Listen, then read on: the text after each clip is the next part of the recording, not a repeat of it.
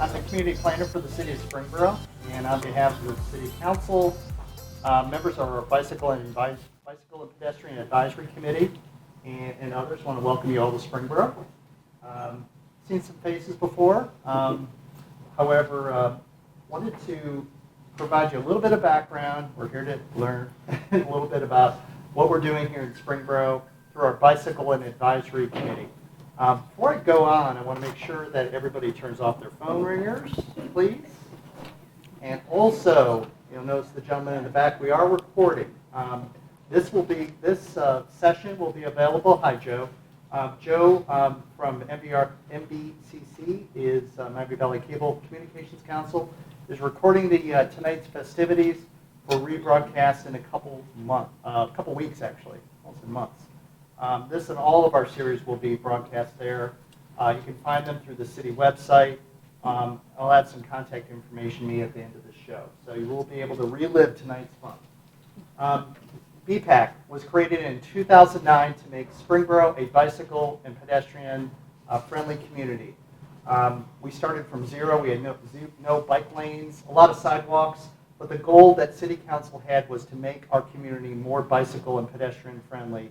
As part of that, we're doing educational programming like this, but our primary mission is to build infrastructure to make our parks more accessible to all of our residents, as well as our neighborhood and other portions of the community. BPAC's been in place since 2009. We've been, it's a group just like the group across the street, our park board, all volunteer board, giving of their time. This is one of 4 speakers that we're going to have as part of our Next Destination Speaker Series that we're teaming up with our friends at the Springboro Public Library. We've been partnering with the library now for, I think, since 2017. Several years. On our speaker series, and we will be having, after today, on Tuesday the 18th, come back here to this location. We'll be having Team Enso. Everybody heard about the Race Across America bike race? That group was a 4-person team that completed the race and won their age category. Four-person tandem team, and included 3 or 4 members that were from Springboro itself. Good program, 6:30 right here. On the 31st, we will be having Jocelyn Hartman, who is an instructor at Ohio State University. We'll be talking about the pilgrimage in Spain, this Camino de Santiago. Good program. Again, 6:30 here at the city building, here in the community room. And last but not least, this is a program also for bicyclists too. We'll be having Autobahn from Spoken Bikes in Middletown. We'll be doing a presentation, hands-on, about how to keep your bike running in the winter. Here's some contact information for me. We also have business cards out there and a sign-in sheet. If you want to get, a lot of you I know are here to see Andy and got information through Andy and his outlets, but feel free to join our mailing list. I promise we don't send a lot of ads. Matter of fact, all we do is we send information about events and programming. So, and my business card's out there as well. So feel free to take any of our merchandise that's out there for free. Andy's is, you got to pay for it. But the merchandise out there, go over there and help yourself, please. Again, I'm Dan Boron. I want to introduce now my partner in crime. We've been doing this now for 4 years, Nan Allen, who will be introducing tonight's speaker. Thank you, Dan. This evening's program is Walking on Sunshine, a through-hike of the 1,100-mile Florida Trail. Tonight's presenter, Andy Captain Blue Niekamp, has logged over 16,000 miles in more than 30 different states, including hiking the Appalachian Trail end to end 5 times. He is founder of Outdoor Adventure Connection, a backcountry guide service, and he is the originator of Dayton Hikers, a hiking meetup group with over 7,500 members. He has also authored, which we have the books for sale over there, the book Captain Blue on the Blue Blazes, in which he shares his experiences while hiking Ohio's Buckeye Trail. Tonight, Andy is going to talk about his adventures on the Florida Trail, which journeys through the interior of Florida from the Everglades to Pensacola. It ranges from knee-deep swamps to white sandy beaches on the Panhandle, And on this 4.5-month hike, Andy experienced extreme weather conditions along with alligators, panthers, bears, and snakes. Please join me in welcoming Andy Niekamp. Thank you. Thank you, Nan and Dan, for that warm welcome there. I appreciate it. It's great to see so many people here tonight. Thank you for coming out and spending your evening with me here. It's great to see so many familiar faces in the audience. How many people here are part of the Dayton Hikers? All right, so we got a lot of people from the Dayton Hikers group. Those of you that aren't part of Dayton Hikers, you can sign up for free. Just go to DaytonHikers.org. So how many of you went hiking today? I know Jim did, and Greg, a lot of people went hiking today. So hike year round. How many people went hiking last night? I recognize some people here, so good. So like Nan said, my name is Andy Niekamp. I live in Kettering. My passion is long distance hiking. Last year in 2021, I completed the Appalachian Trail end to end for a 5th time. That's 11,000 miles of hiking over 32 years. I've hiked other long trails, Colorado Trail, Kentucky Sheltowee Trace, Minnesota Superior Hiking Trail, Ozark Highlands Trail in Arkansas, John Muir Trail, etc. But I'm excited to give my program tonight about the Florida Trail. Prior to a lot of that hiking, I worked for 26 years for Hewlett-Packard. I sat in a cubicle and did IT work. They laid me off about 11 years ago, and then my hiking really took off. So decided to call myself retired or semi-retired, and so that's what I'm doing right now. So how many people have hiked on the Florida Trail in here? Chris has over there. Karen, raise your hand. So how many people have walked more than 10 miles on the Florida Trail? Karen, how many people have hiked more than 100 miles on the Florida Trail? How many people have hiked more than 1,000 miles on the Florida Trail? Let's give Karen a round of applause here. So, Karen just finished the Florida Trail last month, and if you were paying attention to the Dayton Daily News, you would have seen the Fairborn grandmother conquers the Florida Trail. So that's her. So she is very familiar with this trail. So just start out with a little humor here. You might have seen some of these memes on the internet. So most people from Ohio, when they think of the Florida Trail or when they think of Florida, they think of beaches and they think of palm trees and they think of waves and sand and pina coladas and all the things that go with a beach environment. That is not what the Florida Trail is. So this is what my friends thought I was doing when I told them I was going away for 2.5 months to hike on the Florida Trail. This is what my Dayton hiker friends thought I was doing when I went away for 2.5 months. This is what my mother thought I was doing, okay? This is what the rest of my family thinks I'm doing when I hike the Florida Trail. This is what I think I'm doing, okay? But this is what I'm really doing, so. And this is the kind of the graphic in its entirety. I actually had this made up while I was hiking on the Florida Trail because it just came to my mind that, hey, we need one of these for the Florida Trail. And it's still circulating on the internet and on Facebook today. It pops up every year. So this is a map of the Florida Trail. I'm going to throw some facts and figures at you here on the first few slides, and then we'll get into a photo journey of what the Florida Trail is. So this is a map of the Florida Trail. As you can see, it mainly goes through the interior of Florida. It avoids the coast for its entire journey except for the very end. Florida Trail is roughly 1,300 miles long. It's a national scenic trail. It's one of the 11 national scenic trails that we have. You're probably more familiar with the Appalachian Trail, Pacific Crest Trail, Continental Divide Trail. Well, this is one of the 11 authorized by Congress. Florida is a subtropical climate. Many of you have been to Florida, you know that. The Florida Trail goes through sand dunes to cypress swamps. The lowest point is at sea level, and the highest point on the Florida Trail is a whopping 272 feet above sea level. And we're probably 3 times higher than that right now here in Springboro. And Florida is the flattest state in the nation. So a hike on the Florida Trail is a hike on flat ground. The southern terminus of the Florida Trail is in that broad region called the Everglades. More specifically, it's in Big Cypress National Preserve and it begins at the Oasis Visitor Center. The northern terminus is at Fort Pickens in the Gulf Islands National Seashore, and that is near Pensacola, a stone's throw from the Alabama border.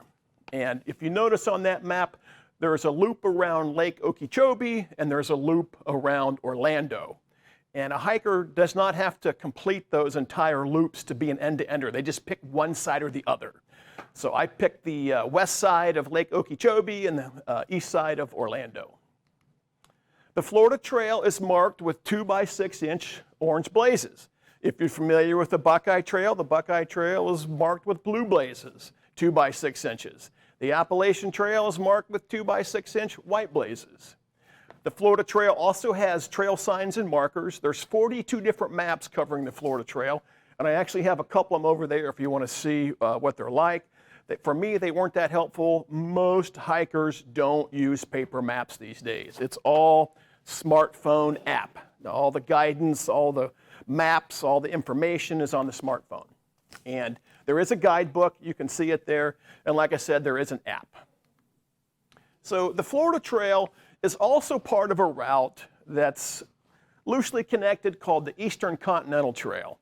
And it's a route, not necessarily a trail, all the way from Key West, Florida, all the way up into Maine and apparently even further. So, and it uses the Florida Trail to get through Florida, and the East Coast Trail has an Alabama road walk up to the Pinhoti Trail, to the Benton-MacKaye, to the Appalachian Trail, to the International Appalachian Trail. So a lot of people that do the Florida Trail are doing the entire Eastern Continental Trail. The Florida Trail Association is that nonprofit organization dedicated to building and maintaining the trail. It was formed in 1966. There's about 4,500 members, 16 chapters, and if you want to learn more, go to floridatrail.org. And I'm a member of the Florida Trail. How many people in here are a member of the Florida Trail Association?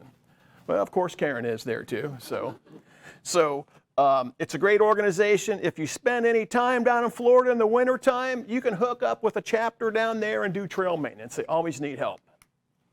Okay, so a little bit about hiking the Florida Trail. Okay, winter is the season to hike the Florida Trail. It begins, the Florida Trail hiking season starts about November and wraps up about the end of March. And there's some good reasons for that, okay? Florida has a wet season, dry season. Winter time is the dry season. If you've been to Florida in the summertime, you know that it's very rainy, very wet, and it's very hot, and it's very humid. And those conditions aren't good for long distance hiking. So the bugs are less. There still are bugs in Florida in the wintertime. There's still a lot of sun in Florida in the wintertime. The sun still goes down at 5:30 or 6 in the wintertime in Florida. But the season to hike the Florida Trail is winter.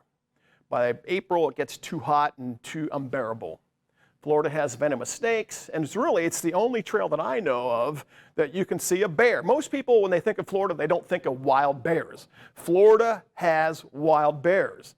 Suburban Orlando has a wild bear problem. So there are bears in Florida. There are venomous snakes in Florida. There are mountain lions or panthers in Florida. There are alligators in Florida. There's pythons in Florida, and there's wild boars. I don't think you could pick out another trail in the country that has all of those animals, some native, some exotic. My route, I went from south to north and then west. We just call ourselves northbounders even half the time, even though we're going westbound. I started December 16th, 2018, and I finished on February 26th in 2019. It was a 73-day journey. My route took 1,103 miles. The Florida Trail is not complete. I had to do over 200 miles of road walking. Some of those were delightful sandy backcountry roads. Some of them were busy interstate routes. I took 11 0 days, and a 0 day is a lingo for a day off. I took 11 days off, averaged about 18 miles a day, and I mailed some resupply boxes to post offices along the way. That way, when I walked through town, I could go to the post office and pick up my food box or supplies. But most of my supplies I got along the way. So here's a picture of me at the southern terminus of the Florida Trail in Big Cypress at Oasis Visitor Center. And Karen, who's hiked the entire Florida Trail, joined me for roughly the first 100, 140 miles of that journey. So you'll see some pictures of her in this program. So I was not really looking forward to starting out in the swamps and alligator country by myself. And Karen volunteered to come hike with me, and I latched onto it and said, let's go. So 100 yards into our journey, we see our first alligator. Okay, so we're like, not even a minute on the trail, and we're like, this is real. Okay, we're seeing alligators in the canals. And this is a picture of Karen on the Florida Trail. The first 30 miles of the Florida Trail are in Big Cypress swampland. So this is barely, we're setting out here, and we turn the corner, and bang, there's another alligator, okay? Scared the heck out of me. Karen went over and tamed it for me.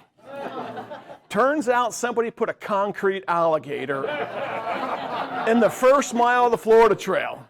And of course, Karen made me go first, and I about jumped 3 feet in the air when I saw that. Then I kind of looked at it a little bit closer, and it was a concrete alligator. So, and this is what the Florida Trail looks in Big Cypress. Once again, this is the dry season. This would be underwater during the summertime. It turned out to be an unusually dry year for us, which was great, because that meant less walking in water. And just a few miles on the trail, at mile 2, we see a venomous cottonmouth snake right in the middle of the trail. So I like to joke that the best way to find poisonous snakes on the trail is to let your hiking partner walk in front of you, and when she jumps 3 feet in the air, you know you got a poisonous snake. So, but this, if you know anything about cottonmouths, this was the first cottonmouth I'd ever seen.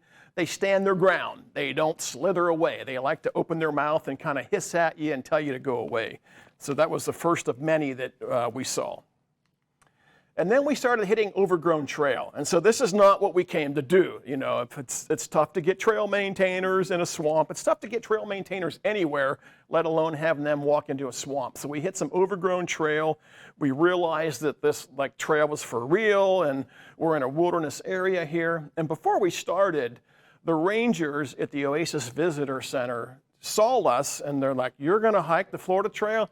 They go, you have to carry all the water you need for 30 miles. There's not a drop of water for 30 miles. A hiker came through here a week ago. He went to hike the Florida Trail. He made it the day. He turned around. He couldn't find any water, and he gave up. So you have to carry water for 30 miles. And we're thinking, you know, South Florida, 80-some degrees, 3 days of hiking. How are we going to carry all this water? So we had these, water paranoia concerns. And, of course, we're seeing venomous snakes and alligators and concrete alligators. And we're a little spooked about this journey at this point. And I come up on a spot, and there's water in the middle of the trail, 4 miles in. I'm like, well, this will be fine if we can get water. Now, it wasn't the most appetizing water, so that's the water that came out of the ground. But nonetheless, we had water. I ran that through cheesecloth twice, and it took a lot of the big chunks out of it. And then we ran it through a water filter. It still came out brown, but we knew we could get water. So a lot of our concerns were alleviated. And believe me, if you're thirsty, that's the water you'll be drinking. Of course, we were carrying tons of water too, way more than we needed to. So this is some more Florida Trail in Big Cypress. This is Karen when she kind of realized what she was doing here. This is for real. I'm in the middle of nowhere. I could be home in Fairborn sitting on my couch right now, and don't take a picture of me. And this is me at 10 Mile Camp. Okay, this is 10 miles in. We were told there could be water there. We could not find water anywhere. This was our first night on the trail. And this is Karen at 10 Mile Camp. We didn't see a single person all day. There was nobody else out there. But we had a really nice sunset at 10 Mile Camp. Once again, we had some more overgrown trail in Big Cypress. And then what was even worse is when we hit these prairies. There were no trees with orange blazes on them. And nobody had hiked the trail in a while, so there was, at best, a very, very faint placed footpath. So we had to get our app out with the GPS and kind of walk and make sure our little dot was going down the trail on the phone. They have a lot of fires in Big Cypress, both prescribed burns and lightning strikes. It burns the trees, and we weren't able to follow the blazes in a lot of those places. And another hazard is a lot of South Florida, a lot of Florida in general, has a limestone bedrock underneath of it. And you hear about sinkholes collapsing in Florida all the time. But this was the route in Big Cypress. These are solutional holes. And it was very easy to trip or stumble and fall in one of these. Now, we were lucky. These are dry. Other hikers come through here, and there's 2 feet of water there. And they have to poke their stick as they hike and make sure they don't set their foot in a solution hole. And these would go down a foot or 2 feet. And that's because of the limestone bedrock in the area. This is a Cypress Dome, okay? And I had never seen a Cypress Dome. And I said Florida's the flattest state in the nation. And when you look at this from a distance, the first thing you think of, there's a hill, okay? Look out there in the distance. This is a hill. This is not a hill, okay? This is a group of trees. The trees in the middle are growing taller than the trees on the sides, okay? And the reason for that, it's called a Cypress Dome, and this is where the limestone surface collapses and creates a sinkhole, and that allows the water to come up from the water table, and the trees that are growing in the middle of this water hole get a lot of water so they can grow tall. The trees on the edges of the water hole don't get much water, so they don't grow very tall. So you have this optical illusion that there's all these hills you're going to run into, but it's really just trees at different heights. The good news about Cypress Domes is they were a good place to get water year-round. The bad news about the Cypress Domes is the deepest hole in the Cypress Dome usually had an alligator in it. So you didn't, and you can see that little graphic there, because when the water starts drying up, the alligators look for the deepest water. And this is what the inside of a Cypress Dome looks like. And you can see that the water is quite down. We actually went in there. I went in there and got some more water. We were told to look for water in the Cypress Domes, and we were very relieved to go into the middle of them and find them. This is a picture of Karen filtering some water from the Cypress Dome. Still not quite sure what she's gotten herself into here. At about 20 miles into our journey, we hit the submerged portion of the trail, and it stayed submerged for the rest of Big Cypress. So you can see the orange blaze on the cypress trees. There's a picture of me. It was anywhere from ankle deep to knee deep, sloshing through. The water wasn't so bad. It was the mud that was bad. And this is typical swamp walking. There's fish in the water. You can see them swimming away from you. Supposedly alligators in the water, snakes, all kinds of critters in there. But it was really a beautiful hike if you got past the fact that you were walking in a swamp. It's a very beautiful place. And this is a newspaper article that I saw after I got home from the hike. And it talks about a 17-foot python was found in Big Cypress. So pythons are not, the Burmese pythons are the non-native species that somebody or some people let loose and have pretty much wiped out the mammal population. And they grow really big because they have no predators. So this is still big snakes down there today. And this was some of the mud. This is marl, and marl is a different kind of mud. You can actually see some marl up at Pearl's Fen in Bearborn, but it's when you have limestone bedrock, you have water percolating up, you get the organic material, you get the dissolved limestone, and it creates this real mucky muck mud. I'd rather have Ohio mud than marl. But we had to walk through some of that. Finally, we made it to Alligator Alley. This is at the end of Big Cypress. These huge gates you go through. You might have heard stories years ago about driving through Alligator Alley and seeing all the alligators on the side of the road. That doesn't happen anymore. Okay, today it's I-75, and they put these huge gates up so the alligators can't crawl onto the roads at night and get the warmth of the pavement. So these are wildlife fences. It just keeps the wildlife from getting onto the highway. There are gates there for hikers to get through. And there was a rest stop along I-75, and so we took the opportunity to dry out, rinse our boots off, enjoy a little bit of civilization, get some food out of the snack machine, and just celebrate the fact that we made it through Big Cypress. Once we got through Big Cypress, the hiking got a little bit easier. We were on some back roads here, but we saw the biggest alligators that we've ever seen just north of Big Cypress along the trail. And actually, if you look it up, South Florida actually has crocodiles too, okay? Only in the southernmost part of Florida. I'm not sure the difference between a crocodile and an alligator. It has something to do with their snout, and you have to kind of get close to them. And that wasn't anything that I was willing to do. So, and our first site north of Big Cypress was Noble's campsite. And this campsite was kind of famous because you might, if you paid attention to the hiking news media 3 years ago, a hiker died in his tent at Noble's campsite. He was an unidentified hiker. He went by the trail name Mostly Harmless. He was on the Appalachian Trail, walking south on the Eastern Continental Trail, had no identification with him, had $4,000 of cash on him when he died. He had a huge bag of food on him when he died, and he was this person that nobody knew who he was or exactly how he died. He died in his tent one night, and some point a week later, somebody walked over, saw the flies buzzing, and said, something's not right here. And he only weighed 98 pounds at his death. Fast forward a few years, he was identified through some DNA analysis. Nobody knows quite what went on with him, but the prevailing theory is that he had a terminal illness.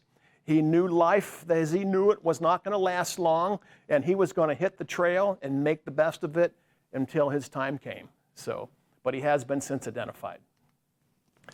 After leaving Noble's campsite, we get into the Seminole Indian Reservation, and this is a full-blown Native American Indian reservation. The Seminole Indians are, their motto is never defeated. They never signed a treaty with the U.S. government, and they still talk about that.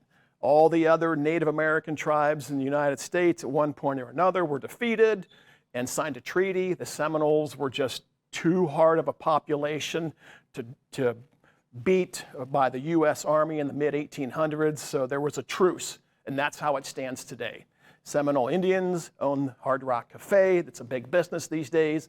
The Florida Trail goes across their property. You have to get a little permission slip to go across. It's kind of a tourist spot today.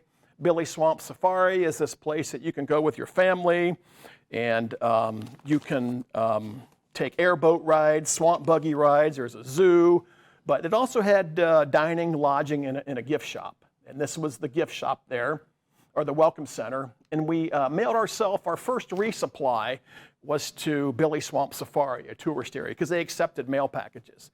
And we mailed our food in a 5-gallon bucket because we had heard reports of people sent their resupply box in a cardboard box to Billy Swamp Safari, and the people left it outside, and the critters tore into their food box overnight and ate all their food and scattered it. So I knew from my John Muir Trail hiking days that you can send food in a 5-gallon bucket and that critters won't get in it. So that's how we sent our food. And we also sent ourselves a brand new pair of shoes. And the advice that we got was wear your crappiest, oldest shoes for the first 30 miles and throw them away, and then have a new pair of shoes waiting on you, because the swamp walking really does a number on your shoes. So I switched into a brand new pair of not waterproof shoes, which is what you want to do. Then we got into the canal areas. And South Florida, as you know, was a huge swamp once upon a time, and it still is. And to tame that swamp, they drained it. And to do that, they built canals. So there are miles and miles of canal walking in South Florida on the Florida Trail. The canals are for drainage and flood control, and they allowed for development in agriculture in the South. Of course, Florida was once a great swamp. There are 1,800 miles of canals in South Florida, and people drive into them and die all the time. Some of them are as deep as 15 feet, and 1,000 cars a year drive into the canals down there, because it's just on the side of the road, but they're very deep, and probably the mob has disposed of some bodies in these canals. If they were ever drained, there would be all kinds of crazy things in there. So, and also, there were many cattle ranches in South Florida, okay? Like, what are cows doing in South Florida? But the cattle industry started in South Florida. In 1521, Ponce de Leon brought the first cattle to the New World, and that's where the cattle industry got started. So there are lots and lots of cattle farms down there.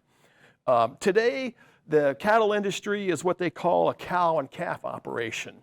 where they have a lot of calves that are born, and then they're shipped up to the Midwest where we are to be fattened up on grain, because we have an ample supply of grain, and then sent to slaughter then too.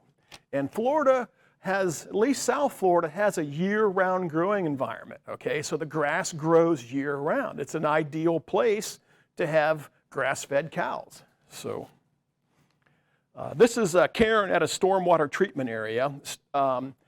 When they built these canals and channeled these rivers, they soon realized that all this pollution, agricultural runoff, goes directly from the middle of Florida out to the oceans, sending pollution to the bigger cities. And then they realized, whoa, that wasn't Mother Nature's way of doing things. The swamps actually filtered the water and took out some of the harmful nutrients. So they built these artificial wetlands to reverse the course of what they did. So now they pump water out of the canals into these stormwater treatment areas, and the phosphorus from the water is absorbed by plants like cattails and other plants that would naturally be in a swamp or in the Everglades. And these small buildings here are pumping stations where they're basically taking stormwater, pumping it into a man-made wetland, and letting that water filter through it like Mother Nature would have done it, and then release it out the other side. It's a canal embankment, and there's a lot of sugar being grown in South Florida, a sugarcane plantation. That's a sugarcane plant getting ready to be harvested, because it was harvest season when we were down there. And this is a campsite that we had along the canals. You'll see a whole bunch of gallons of water there, okay? It's not safe to drink that canal water because there's all kinds of runoffs and pollutants in it that your filter wouldn't filter out. So some trail angels, some helpful people will put gallons of water out at the road crossing, so when the hikers come through, they can drink water pure water out of the bottle. So we decided to set up our camp next to that one night. We finally made it up to Lake Okeechobee. This is John Stretch Park. Now, once again, Okeechobee was built to control flooding too. There's a 20-foot high embankment wall. Who knows if it'll hold during an extreme storm or not. And there's a huge lock there to release water out of Lake Okeechobee. So walking along the dike wall of Lake Okeechobee, there's a bicycle path on top, and that's where the Florida Trail goes. This was a campsite that we had, the Clewiston campsite along Lake Okeechobee. Basically just a shelter top roof and a picnic table. So a sunset over Lake Okeechobee. We finally made it to the town of Clewiston. This is about 100 miles into the journey. Got to our first real town. So there's where we are about this time. And the trail goes right by the headquarters of U.S. Sugar Corporation. And if you Google them and look them up, you'll know that they produce a lot of cane sugar, okay? Because there's a lot of sugar cane down there. It's harvested, it's refined. So maybe a lot of the cavities you got as a kid came from sugar from this South Florida here. And we saw a lot of workers in the fields too. But most of the workers in the sugarcane field were of Hispanic origin. Just predominantly worker was Hispanic origin. And right in the front of their headquarters, they had this sign. And it really caught me by surprise, like, Merry Christmas from U.S. Sugar. Without farmers, you would be hungry, naked, and sober. So I don't know if that was meant for Florida trail hikers or people that lived in Clewiston or the sugarcane workers or what, but somebody thought it was appropriate to put that in front of the world headquarters of U.S. Sugar. So, and this is walking along Lake Okeechobee. Before they harvest the sugar cane, they burn the tops of it, okay? And so you would see these fires from the Florida Trail all over the place in the distance. They would burn them. It's not ecologically sound to do it. They're looking for different ways of doing it, but they've been doing it that way for years. It helps speed up the harvesting process if you don't have all that fluff on top of the plant. So, and this is a picture of them harvesting sugar cane. And what's interesting about this is they were actually harvesting sugar cane on Christmas Day. And we were actually hiking on Christmas Day. And They go up and down and they cut down the sugar cane, send it by rail to their own little plant. But if you notice in that picture there, there's a lot of birds right there by the equipment. And when the sugar cane machinery, harvesting machinery goes through there, it kicks up a lot of bugs, okay? And the birds have learned that when the tractors come through, there's going to be a lot of bugs flying around. So there were always birds following this sugarcane equipment, just always there. Anytime you saw them harvesting, the birds were there right behind them, eating all the bugs. This was us taking a break in a park at Moorhaven. This is what they call the hiker's graveyard along Lake Okeechobee. So not every Florida trail. Actually, these are granite slabs that were pounded into the dike as a test method to keep the dike from leaking. Lake Okeechobee dike was built many years ago out of earth, before computers were kind of invented, before the high rain events of today, and they're not sure that Lake Okeechobee, the dike walls would hold today. So they're in the process of rebuilding all of them. It's a multi-year, multi-billion-dollar process. But this was one of their tests that, well, maybe if we pound stones into them, they'll hold more. Me hiking on Lake Okeechobee in the morning, finally making it into the town of Okeechobee. As soon as Karen saw the rental car counter in Okeechobee, she rented the car and she was out of there. Her journey was complete at this point. And I kept seeing these storks, like, what are these things? Well, it turns out they're sandhill cranes. And so I was incorrectly calling them a stork. They had a weird little call to them, but they were everywhere down there. They were migrating down in South Florida. I finally got to walk in the woods. So I was away from the dikes, I was away from the swamps for a little bit, and I was away from the canals. And I see this guy in his truck driving his tires up and down the road. And that's how you smooth out a sandy road. Now, a road made of sand gets pits and ridges in it, and to smooth it out, you drag some tractor tires up and down it every so often. Florida is full of sand. We tend to think of the sand being on the coastal areas. There's sand in the middle of Florida. The whole state is sand on top of limestone. So I finally got into some woods. It was nice to see some palm trees, some live oak trees, and it was nice to be finished with that hard surface hiking. This is a fern growing on a horizontal branch. These ferns are what's called epiphytes, not a parasite, it's an epiphyte. It's not even really a mutually beneficial relationship. One doesn't hurt the other, and one doesn't live off the other. They just kind of live together. And this, some more trail angel stash with water up near Starvation Slough, along with some sunscreen. And this is the trail through Starvation Slough.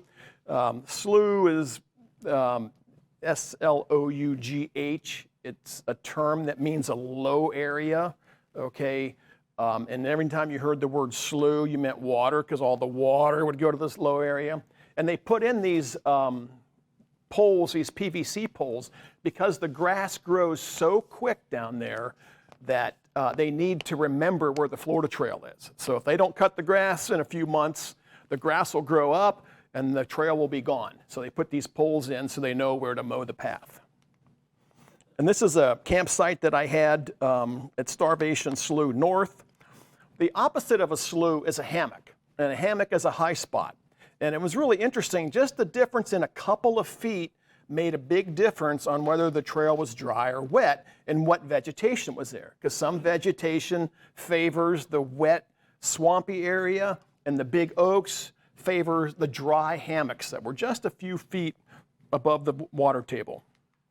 This is Cathedral of Palms, a very beautiful area. Another view of Cathedral of Palms with some live oaks.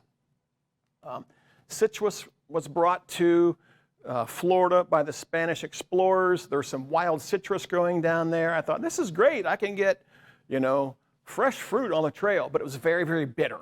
So the variety that we buy in the store today is not wild citrus. It's you couldn't even eat the whole orange. It's that bitter. A little turtle there, and a lizard, and of course the coral snake. Coral snakes they have highly toxic venom. If you look at the color, there's like a little rhyme, red and black, friend to Jack, red and yellow can kill a fellow. So if you look at the snake, if the red and the yellow colors are touching, then it's a coral snake. And there's look-alike snakes, but they won't have the red and yellow touching. These are highly venomous. Nobody's died from a coral snake bite since the 1960s when the antivenom was developed. And heard lots of different stories from locals about coral snakes. Oh, they won't bite you unless you step on them, or they have to chew on you to inject venom in you because they don't really have fangs, and just kind of all the stories and lore that you might hear about rattlesnakes or other things that we have in Ohio. They have the same lore there too. And this is a Florida trail marker. This is a trail angel who came out to meet me, Mike Gormley from Northwest Ohio, Fulton County, met up with me along the way and gave me some water. These are some oak trees, and if you look at the bottoms of those oak trees, you'll see they're black. That's the water level that it gets up to during the wet season. That's why you hike during the dry season. Little frog on a pump spout. And I finally made my way to River Ranch Resort. And it's this huge resort in the middle of nowhere with buggy rides and airboat rides and horseback riding and kids stuff. And I decided to take my first day off. So I took a 0 day there. And it's a resort type thing. So they drive you to your room in a golf cart, which was really nice. But my feet were killing me. My feet were hurting. So the first thing I did was buy a bag of ice and just put my feet on there. South Florida's hot, trail's hot, I'm hot. So after leaving River Ranch, I had to walk through the Three Lakes Wildlife Management Area. And these are fire breaks that they plow. So they get out there with a disc and they create these fire breaks, and that's what the Florida Trail follows. However, they had just done it recently, so it was like I was walking on beach sand. It was horrible walking, and I had miles and miles of this. I couldn't walk in the scrub, and I had to walk on the sand. It was just soft sand, or I was sinking in, not making any traction, but I finally made it. And there was a check station there, and this is where during hunting season, you would come and bring your deer that you shot, and they would weigh it and check it and tag it and that kind of thing. But there was a little bit of shade in the middle of nowhere, so I sat under the canopy of the check station.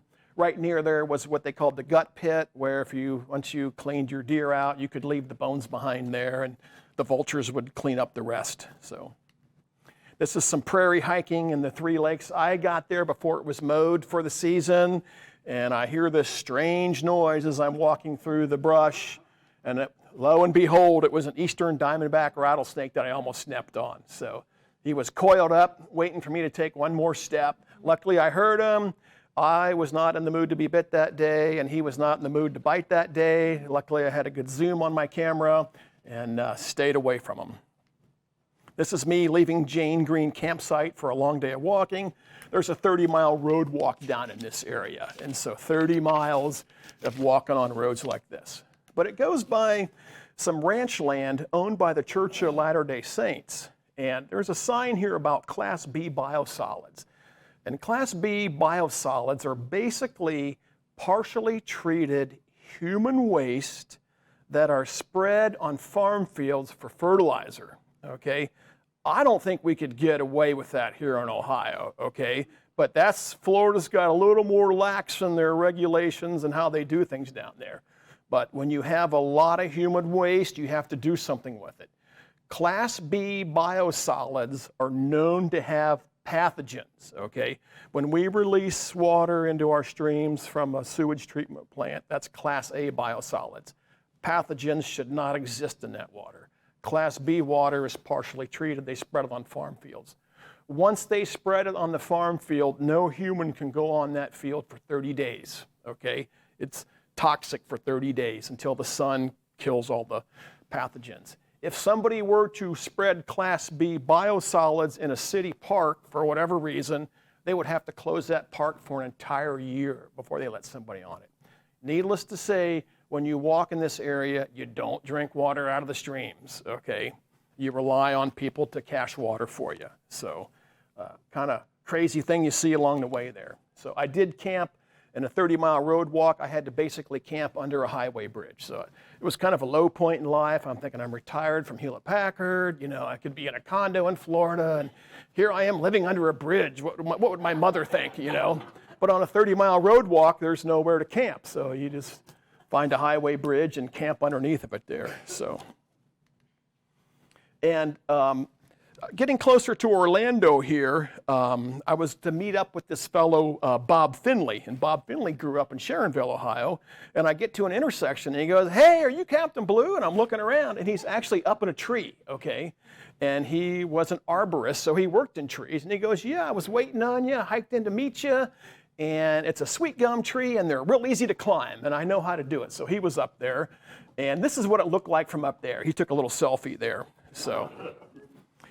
And Bob was there to meet me to drive me into Orlando. I was due for another 0 day, so he drove me into town to a hotel and dropped me off. And while I was there, another trail angel, Mina from Orlando, picked me up and drove me around and took me to do errands. So along the Florida Trail, there is a network of trail angels that are there to help hikers. And there aren't many through hikers on the Florida Trail, 30 or 40, maybe 50 in a good year. And it's a really short season, November, really, January, February, March. And if they want to help hikers, they have a very limited window. Hikers are going to be coming through once a week for a couple of months, and then they're gone for the next year. So they kind of stalk you online on Facebook and figure out where you are, and then pounce on you and say, "Hey, how can I help you? What do you need? Can I give you a ride? Do you need water? Kind of thing." So without the friendly people of Florida, this journey would not have been possible. So here I am making my way north to Orlando. Florida Trail goes through suburban Orlando. It goes on bicycle paths. There's actually a campsite in the middle of suburban Orlando in bear country, and some more bike path walking on the Seminole Trail. You walk by a Starbucks, you walk by a McDonald's, you go by grocery stores, you go by hotels, you go by everything in suburban Orlando. Finally get to the north side of it in the Seminole State Forest. I'm now back in the woods. And this is typical Florida drinking water that comes out of a swamp or a creek. It's just always brown with the tannins. This is a flock of turkeys I saw along the way. Of course, Florida has cactus too. There's a couple of pygmy rattlesnakes here. I think they're trying to make baby pygmy rattlesnakes here. So this was near Clearwater, Florida. This is where the Florida Trail was first built or first conceived of. I was met by Tammy and Jim Jika from the town of Paisley. Tammy kind of puts it out there on Facebook. "Oh, when you come through my area, if you need a place to camp, you can camp in my backyard." So I'm like, cool. There's not a lot of campsites around here. I'll take her up on it. So she sent me her phone number. She met me on the trail. She took me home. And she goes, "Well, this bedroom's yours." And I said, "Well, I thought I was camping out in the backyard." She goes, "I just put that out there about camping in the backyard. If I don't like you, then you have to camp in the backyard. If I like you, I let you in the house." Okay? So I had a bed. She made dinner for me. She made breakfast the next day, took a shower at her house, and she drove me back to the trail. And that's Florida Trail hospitality. So entering the Juniper Prairie Wilderness, there are bear problems in the Ocala National Forest, and this area is known for bear problems. Florida has a lot of natural springs. This is Juniper Spring. This is a natural limestone spring. The water comes out of the ground at 72 degrees, and swimming is very popular here. Just north of Hopkins Prairie, I saw this chair, like, oh, and I was looking for a campsite that night. So I'm like, there's my campsite right there. So chair's as good as any place to camp. This is me picking up a resupply box in the town of Salt Springs. You make your way into town, you go to the post office, pick up your box, maybe go to a Dollar General, pack your pack up and head back to the trail. This is the 88 store. It's in Ohio terms, we'd call it a dive bar, okay? But it's in rural Florida, it's kind of North Orlando, and they cater to hikers, and they have draft beer, and you can camp in the back if you want, and they just, the clientele just loves hikers. So it was a stop for me. I didn't spend the night there. I had to move on. This is Grassy Pond. This was my coldest night on the Florida Trail. I did see frost. So it does get cold in Florida in the wintertime, especially north of Orlando. And this is the St. Johns River. This was another river that's a huge river in Florida. It was channeled to, prevent flooding. And to cross over the St. Johns River, you have to cross Buckman Lock, okay? And this is a lock, so for boat traffic on the St. Johns River, just like you would have on a canal lock. It needs to be raised and lowered, And there's a lock tender, but it's a modern day lock, not for canal boats, but for pleasure boats or even any commercial traffic. And the Florida Trail Hike, the lock tender is on duty from 7 to 3 every day. And if you come as a Florida Trail hiker outside that 7 to 3 window, you get the combination, okay? And then you let yourself in through the gate, dial in the combination, get inside the lock, cross over the lock. There's nobody there. You're just doing your own thing. And you get on the other side and you lock the gate behind you. So, and if you want to know the combination of the gate, it's 1966, okay? And that was the year the Florida Trail was founded. So remember that if you're on the Florida Trail hiking, hasn't been changed in years. So you get across the Buckman Lock on the St. Johns River and you get into the Plum Creek timberlands. And it's a lot of road walking and a lot of fording through these big puddles on these private forest roads. Making our way into the Rice Creek Preserve, this is what they call Hoffman Bridge. And there's 1/3 of a mile of boardwalk that was built to span the swamp so hikers wouldn't have to trudge through the swamp. Very beautiful area to hike. You're elevated. Sometimes there's down trees on it and stuff, but it sure beat trudging through the swamp. And this is a cypress swamp. And these are cypress trees. And there's something called a rainbow swamp. And I never did see one, but you see them in the wintertime. The cypress trees let off a little bit of oil, so there's a sheen on the top of the water of the swamp. And if the sun's just right in the wintertime, you can see a rainbow in the swamp. So those are called rainbow swamps. Never did see one. Made my way over to Camp Blanding. Camp Blanding is owned by the state of Florida. It was used during World War II as a training base for artillery crews, and they had live fire. So you have to like stop and read this sign, like don't pick up anything metal that's weird looking because it might be an unexploded bomb from World War II or from 30 years ago. Pardon me here.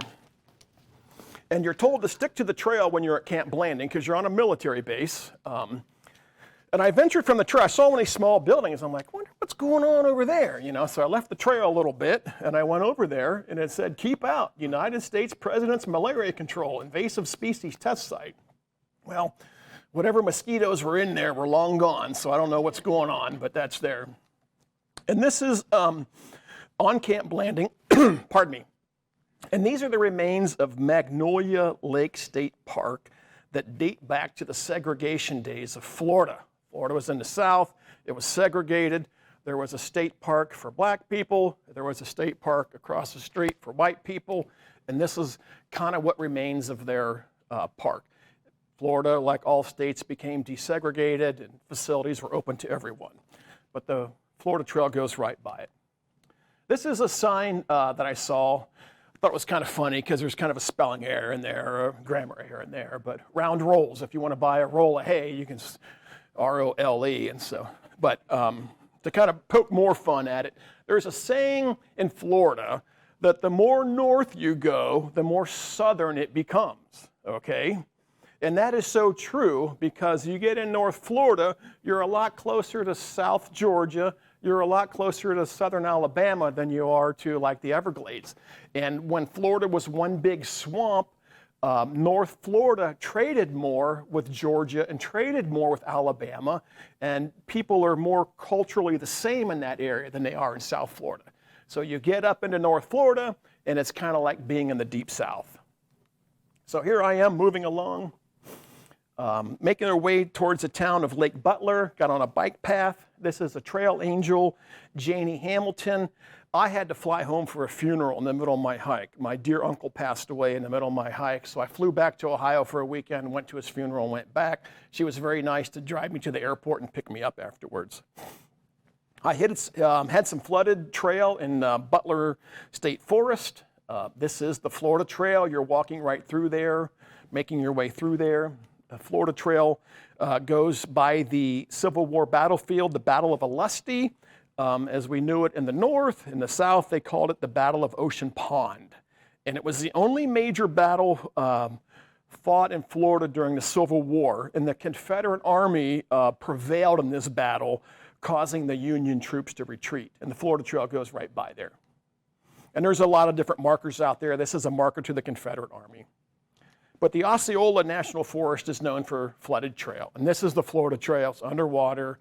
You're splashing through it. That's me going through the Florida Trail in Osceola. It was a wet year.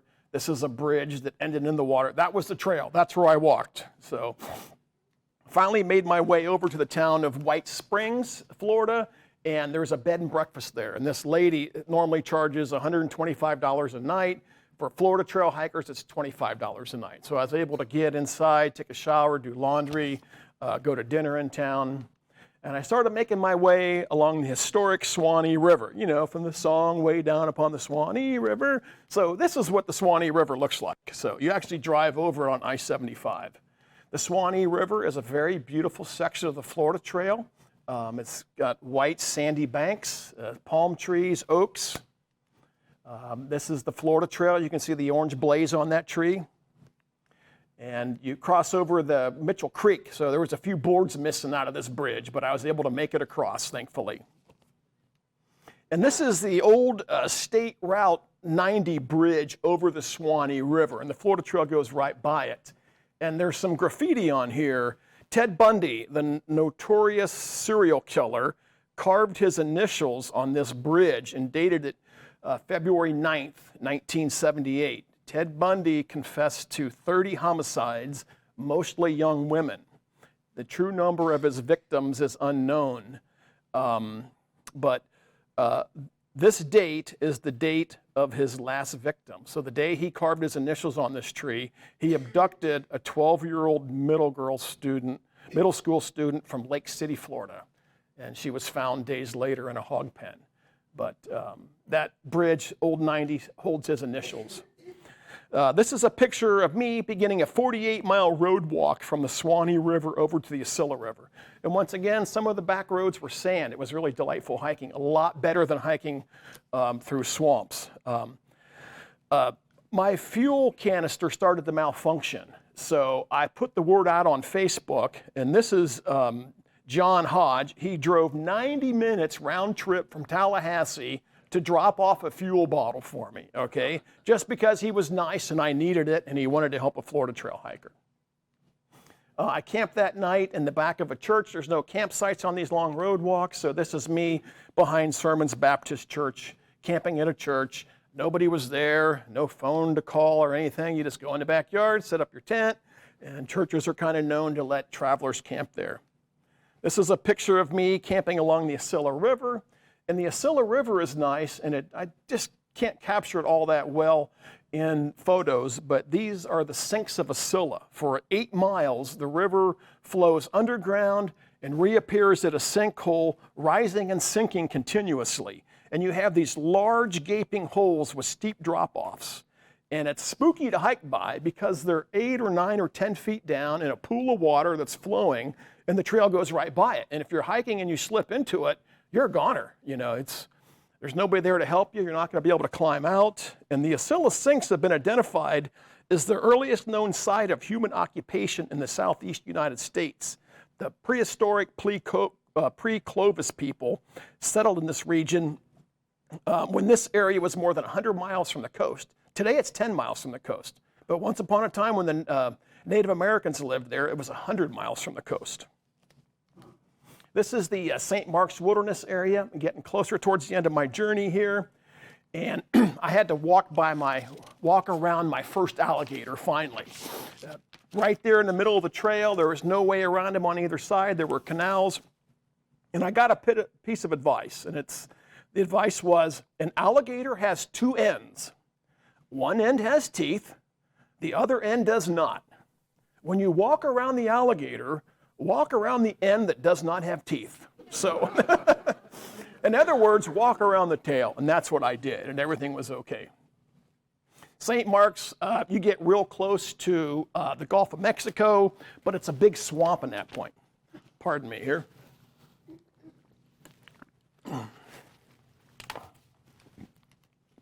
And this was a picture I took at sunset along St. Mark's.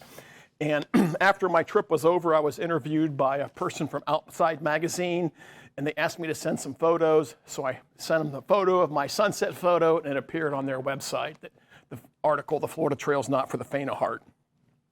And I actually camped with 2 other Florida Trail hikers that night. It was like the largest gathering of Florida Trail thru hikers of 3 people. So it tells you how sparse the trail is. And to get across the St. Mark's River on the Florida Trail, there is no bridge. You have to wave down a boater and wave your arms, and hopefully it's a short distance across. There's no bridge, and you just have to hope that somebody comes by with a boat and gives you a ride. I was lucky because a fellow came. He saw me on Facebook, and Adam Peterson was his name. He goes, "I got a boat. I'll just leave work during the middle of the day, and I'll come and give you a ride across on my boat." So he was there waiting on me. I had my personal ride across the St. Mark's River, and didn't have to worry about flagging down a boat. And it's kind of a fishing town, tourist town, so I had a bite to eat on the other side.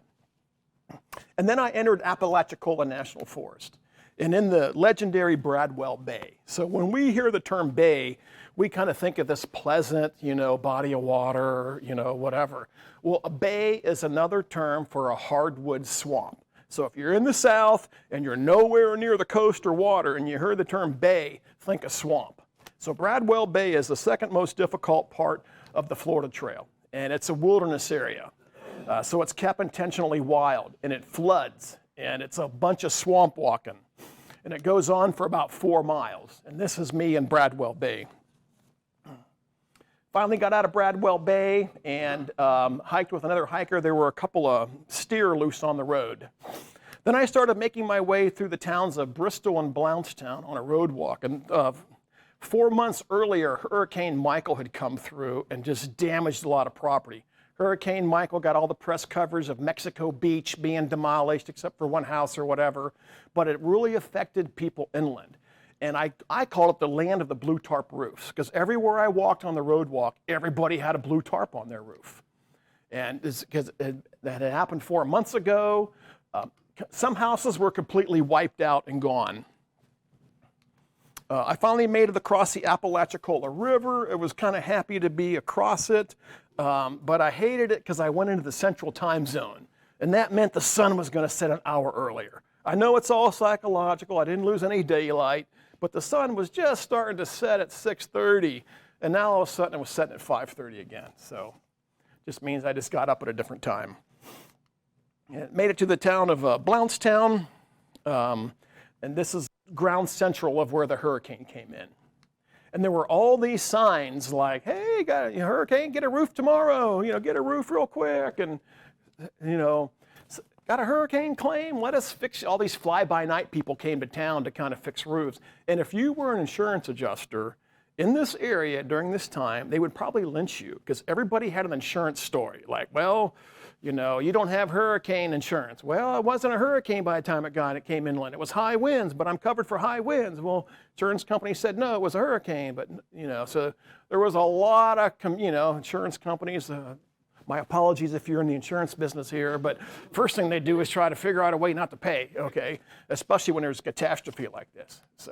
And I saw a lot of broken trees. And what was interesting is a lot of these broken trees were pointing towards the coast. Because, here we have tornadoes, and it comes through and it knocks all the trees down in one way, and you can just kind of look at the way the trees were to see where the tornado went through. Well, hurricanes circulate, okay? So they're knocking trees down in all different directions. So you could just kind of tell where the eye and what part of the hurricane had moved through by which direction the broken trees were pointing. And there was a lot of debris. People still had not recovered from losing a roof, just debris scattered everywhere along the road walk on the Florida Trail. And finally made my way over to Noguchi. This is Cypress Creek. That's a brand new bridge. The water gets above that bridge sometimes, okay? And if you're a Florida Trail hiker coming through here and the water is above the bridge, you can't see the bridge. You don't know where to step. So you use your trekking poles and you bang on the side of the bridge to figure out where the sides are, and you walk between your trekking poles when you're walking on a flooded bridge. So luckily I didn't have to do that. And today there's a hand railing there. And this Noguchi Plantation is one of the largest privately owned nature preserves in the southeast United States. So I'm getting close to the end of my journey here. I'm taking my final 0 day with my aunt and uncle, who are snowbirds, staying near Fort Walton Beach. Pardon me. My aunt called the local newspaper, and I talked to him on the phone about Florida Trail hiker coming through. She made a big deal about it. It's my godmother and from New Bremen, Ohio, and just treated me like royalty. So it's nice to spend the final 0 day with my aunt and uncle. Made my way over to Eglin Air Force Base. Eglin Air Force Base is 640 square miles and has 75 miles of the Florida Trail. It's a huge Air Force base. And you have to get a permit to hike through Eglin. And they give you this map, okay? And these are all broken down. It's called the public access map. You have all these different units. And on any given day, these little units are either open or closed to public visitation. And there's no Florida Trail route on that map. And you're supposed to call and ask, say, I'm going to be in these units today. And then they tell you, well, no, you can't go in there, and you can't get a permit for it. So the advice that we got was just get whatever permit you can get, and then just go and stick to the Florida Trail. And when you get to a road crossing, just keep moving. And if you hear any cars, just keep moving. And that's what I had to do. So I was probably not quite 100% legal at some point on this hike, but each night I made it into a PAM unit where I could camp legally. So I felt good about that. And this is deer moss. You see a lot of this in Eglin Air Force Base. Got to the highest point on the Florida Trail, 272 feet above sea level. There was no climb up there at all. You don't even know you're heading up to the summit. Got to the town of Crestview. There's a road walk. I was met by these trail angels, Sean and Kelly.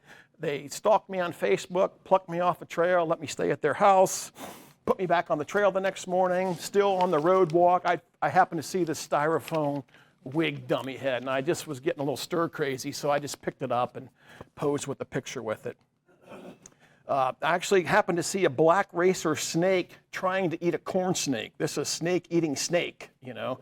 And I kind of, the black racer was winning until I started taking some pictures, and then the corn snake managed to wrap his self around the head of the black snake. And I went on for a long time. I couldn't stay there to see how it ended, so hopefully it was a truce. Finally making my way out to the seashore section. I'm now in the area of Navarre, Florida. And I'm on the last few miles of the Florida Trail. Have to walk on this huge causeway over to the Pensacola Beach area, Navarre Beach area, and a lot of the Florida Trails on sidewalks in the Navarre Beach area. Just kind of walking by beach houses, made it over to Gulf Islands National Seashore. The Florida Trail follows the beach. This is the first time that you're actually walking on a beach on the Florida Trail. There's 11 miles of beach walking. It's not as easy as it sounds. But it was beautiful. Nobody was out there. This was my last campsite for the night. There's one campsite between Navarre and Pensacola Beach. It's secluded that Florida Trail hikers are allowed to camp at. Looks like mountains of snow, but it's all sand. So had some more beach walking the next day. You can kind of see that PVC pipe with the orange tape on it. That's where kind of marks the Florida Trail. I got to 1 mile to go, and my aunt and uncle, who were in Fort Walton, came to be there for my last mile. My mom and stepdad, who were being snowbirds nearby, came and walked the last mile with me. And Karen came down to walk the last mile with me, and they had this nice little banner greeting party. And my aunt brings the copy of the newspaper article. They actually printed it. So I made the front page of the Fort Walton Sun. So me standing in the swamp. So I have just 0.7 miles to go, getting ready to get done. And this is the northern terminus marker of the Florida Trail. It's in a very kind of boring spot, but that was the end of my journey, 73 days of hiking. And when I got back to Dayton here, we had a celebration hike with my Dayton hikers friends. Maybe you were there. So my final slide of the night is, I'll leave you with a quote: does the person make the journey, or does the journey make the person? Thank you very much. how we doing on time? Do we have time for a couple questions? Yes. If you need to get up and go, please do so. Anybody have a question? Yes, sir. Andy, did you pack a gun by any chance? Absolutely. The question was, do I carry a gun, or did I carry a gun on the Florida Trail? And the answer is no, I don't carry a gun on the Florida Trail, just a very tiny pocket knife. Good question, though. Yes, sir. Is there a forthcoming book? Is there a fourth? No, but I'd be happy to sell you one about the Buckeye Trail tonight. So that is about my journey in Ohio, the Buckeye Trail. The question was, is there a forthcoming book? And at this point, no. So, good question, though. I get asked that a lot. Yes, ma'am. So my backpack, how much weight did I carry? My backpack was about 35 pounds starting out, and it got lighter as I sent stuff home, so probably around 25 pounds, depending on how much food I had. So, good question. And I'll take one more question. Dan, you have a question? How'd you keep your feet dry? Dan asked, how do you keep your feet dry? And the answer is you don't, okay? Your feet get wet every day. You don't wear waterproof boots. You don't wear waterproof socks. You walk in the water, your feet get wet. You wear a shoe where the water kind of drains out pretty quick, and you just get used to cold, wet feet. And on that, one more question from Daryl Haugen. Where's your next venture? The question is, where's my next adventure? And I can honestly say I don't know. So I'll figure that out. So thank you very much. I'll be available for questions afterwards. You've been a great audience. Thanks for spending the last hour and a half with us.